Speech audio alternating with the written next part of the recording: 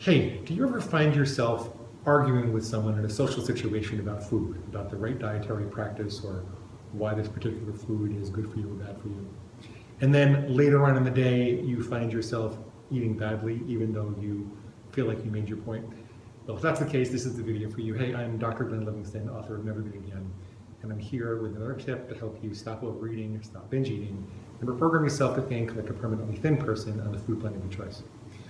Well, what most people don't realize about social situations is that it's very difficult to win a food argument in such a way that leaves you feeling settled and confident about how you're dealing with food and how you're dealing with your inner food demon when you are eating differently than most other people. And if you're eating extremely healthy, unfortunately these days it still means you're probably eating differently than everybody else. And there are many reasons for this. See, it's not just a matter of taste and convenience. There's a lot of pressure for everybody to eat the same way in a social situation. It has to do with breaking bread with people, with proving that you're a friend and not an enemy, that you belong in the tribe, that you welcome them into your tribe.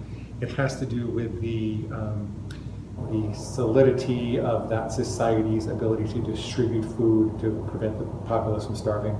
I know these sound illogical and irregular now because we don't live in that kind of society anymore, but you have to recognize that for hundreds of thousands, if not millions of years, that was the kind of world that we lived in. And so the logical brain's ability to override that is kind of limited.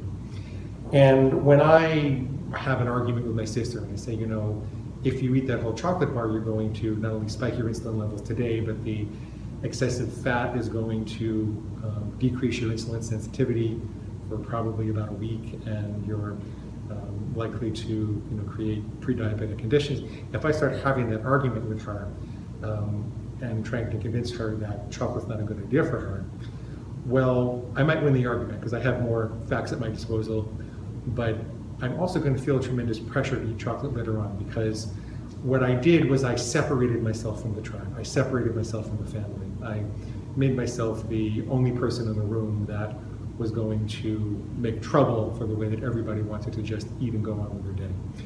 And so that pressure will stay with you and press for a discharge. You don't have to listen to it, but it's going to be uncomfortable.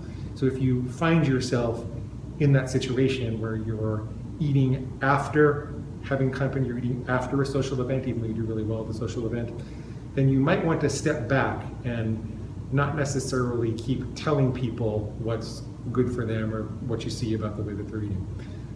One of the ways that I like to remember this is, just because you see it doesn't mean you should say it.